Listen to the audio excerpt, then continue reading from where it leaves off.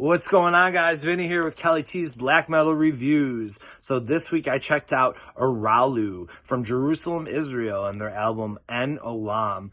So this album was a backbone of black metal with a whole lot of other stuff incorporated into it. Some new metal vibes, death vibes, thrash, folk, total Middle Eastern feel.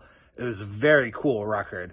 Well, come to find out, this band actually has quite a long history. So in '99, they released The War on the Wailing Wall, their first record. 2002, they released Satanic War in Jerusalem. 2005, they did The Demon from the Ancient World.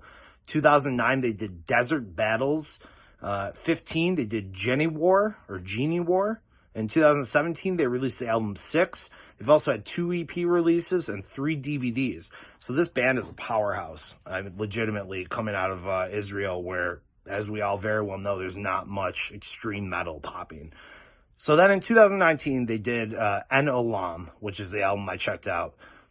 I came to the conclusion that it's a satanic incision from the Valley of Vision. If Jerusalem really is the city of truth and a country of lies, then prepare your light to be exorcised. This album delivered. This shit hit hard. So let's jump right in. Track 1 was The Center of the Unknown. It opened with like quintessential Middle Eastern vibe, old world feel. It reminded me of that scene in The Exorcist where Marin is digging and they find the Pazuzu statue. That was totally like the feel of the opening track, which is really cool. One of my favorite flicks. It turned brutal really quick, and then it had kind of like a blackened death toll ringing through the whole track, which was awesome. The vocal styling was superb. The breakdown returned to like that desert of death, Middle Eastern feel. Beautiful guitar work, brilliant record from the start.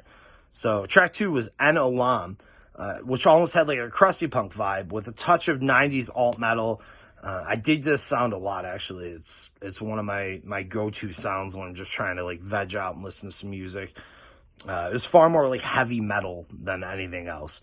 Track 3 was Devil's Child, which was kind of reminiscent of Old Man's Child combined with like Discharge. It had a touch of American hardcore with like a flavor of fun and some slamming around.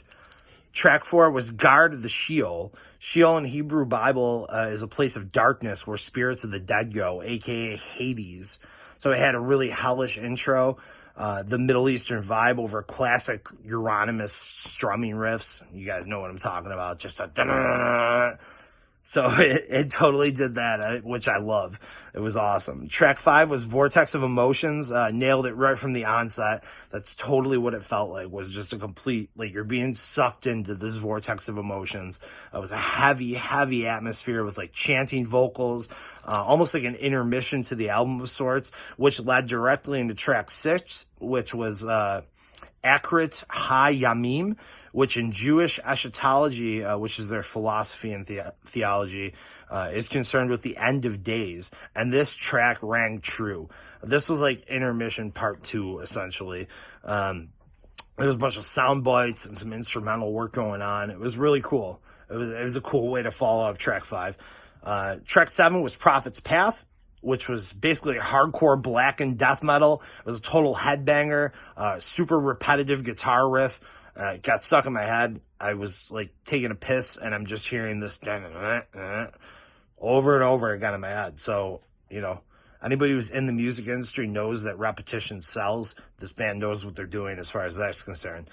Track 8 was Unholy Stone. It picked up where Prophet's Path left off.